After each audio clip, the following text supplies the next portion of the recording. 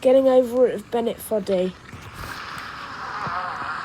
Now, I've played this game before. Well, I cannot make that obvious. I've beaten the game 50 times.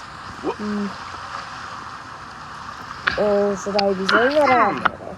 There's no feeling more intense than starting over.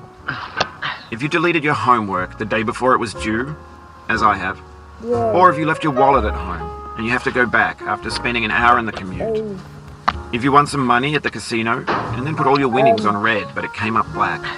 That's kind of cool. If you got your best shirt dry cleaned before a wedding and then immediately dropped food on it. Not the whole game. If you won an argument with a friend and then later discovered that they just returned to their original view.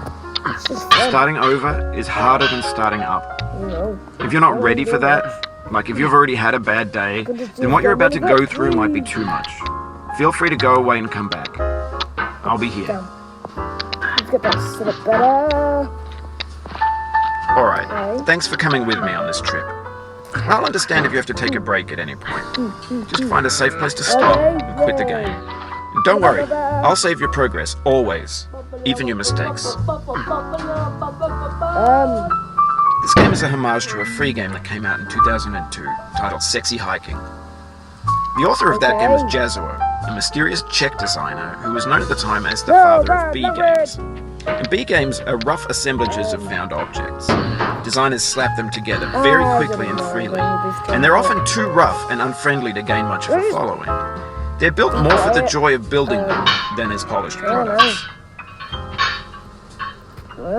In a certain way, Sexy Hiking is the perfect embodiment of a V game. It's built almost entirely out of found and recycled parts, and it's one of the most unusual and unfriendly games of its time. In it, your task is simply to drag yourself up a mountain with a hammer. And that act of climbing, in the digital world or in real life, has certain essential properties that give the game its flavor. No amount of forward progress is guaranteed. Some cliffs are too sheer or too slippery. And the player is constantly, unremittingly in danger of falling and losing everything. I'm just trying to get one to jump. Anyway, when you start Sexy Hiking, you're standing next to this dead tree that blocks the way to the entire rest of the game. It might take you an hour to get over that tree, and a lot of people never got past it. You prod and you poke at it, exploring the limits of your reach and your strength, trying to find a way up and over. And there's a sense of truth in that lack of compromise. Most obstacles in video game worlds are fake. You can be completely confident in your ability to get through them once you have the correct method or the correct equipment or just by spending enough time. In that sense, every pixelated obstacle in Sexy Hiking is real. I got this, fam. The obstacles in Sexy Hiking are unyielding, and that makes the game uniquely frustrating. But I'm not sure Jazuo intended to make a frustrating game. The frustration is just essential to the act of climbing, and it's authentic to the process of building a game about climbing. A funny thing happened to me as I was building this mountain. I'd have an idea for a new obstacle, and I'd build it, test it, and it would usually turn out to be unreasonably hard. But I couldn't bring myself to make it easier. It already felt like my inability to get past the new obstacle was my fault as a player rather than as a builder.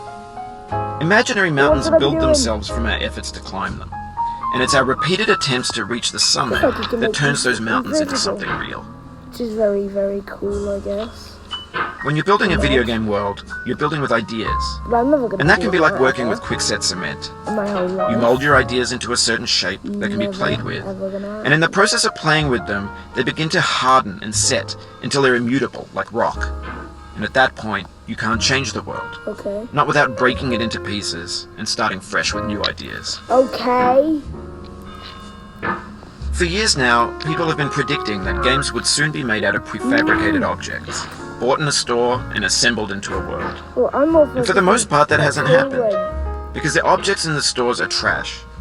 I don't mean they look bad or that they're badly made, although a lot of them are. I mean they're trash in the way that food becomes trash as soon as you put it in the sink. Well, not all food. Things are made to be consumed and used in a certain context. And once the moment is gone, they transform into garbage.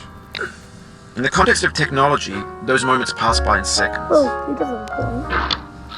You do not know how many times I've heard this. Over time, we've poured more and more refuse into this vast digital landfill that we call the internet.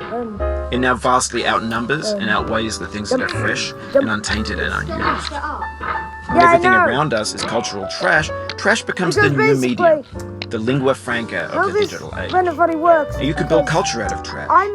But only trash culture. Be games, be movies, be music, be philosophy. Until I beat the game, which...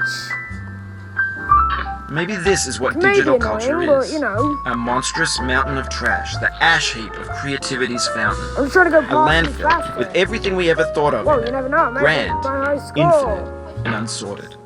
I never know. Okay, George.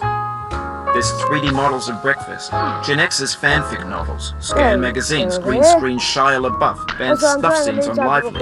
Facebook's got lifelike bots with unbranded adverts and candid shots of Kanye and Taylor Swift mashups, car crash epic failed GIFs, Russian dashcam vids, discussions of McRibs, discarded, forgotten, unrecycled, muddled, rotten, untitled.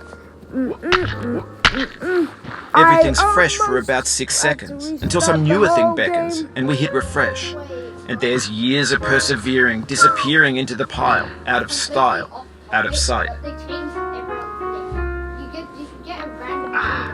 In this context, it's tempting to make friendly content that's gentle, that lets you churn through it but not earn it. Why make something demanding if it just gets piled up in the landfill, filed in with the bland things? It's got C-double-X. And when games were new, they wanted a lot from you. Daunting you, taunting you, resetting and delaying you. Players played stoically. Now everyone's turned off by that. They want to burn through it quickly. A quick fix for the fickle, some tricks for the clicks of the feckless. But that's not you, you're an acrobat. You could swallow a baseball bat. Like, every time you fall like a mile. Now I know, most likely you're watching this on YouTube or Twitch, while some dude with 10 million views does it for you. Like a baby bird being fed chewed up food. That's culture too. Eventually. But on the off chance that you're playing this, what I'm saying is, trash is disposable, but maybe it doesn't have to be approachable. What's the feeling like? Are you stressed?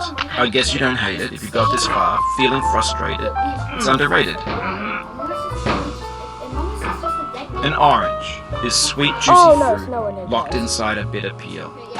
That's not how I feel about a challenge. I only want the bitterness. It's coffee. I don't think it's ever gonna die. It's licorice. Well, not like actually die. It feels like we're closer now. Composer and climber, designer and user. Not actually. You could have refused, but you didn't. There was something in you that was hidden, that chose to continue. Well, there always is, yes. You know, every single game has a player. It means a lot to me that you've come this far, endured this much. Every wisecrack, every insensitivity, every setback you've forgiven me is a kingly gift. Yeah, as long as that never happens, it'll be fine. You know? We have the same taste, you and I. It's not ambition. It's ambition's opposite. An obdurate mission to taste defeat. Yeah, to put it simply. You'll feel bad if you win, so I put this snake in for you. Have you thought about who you are in this? Are you the man in the pot, Diogenes? Are you his hand? Are you the top of his hammer? I think not. Where your hand moves, the hammer may not follow, nor the man, nor the man's hand. And I think in this his will, his intent, the embodied resolve in his uphill ascent. 8 minutes 43 minutes and 8:51 seconds. 8 minutes 43 seconds. But anyway, that's gonna do it for getting over it with Bennett Foddy. I'll see you guys for the next game. Bye, all. Subscribe. I'd appreciate it. Okay, we'll play.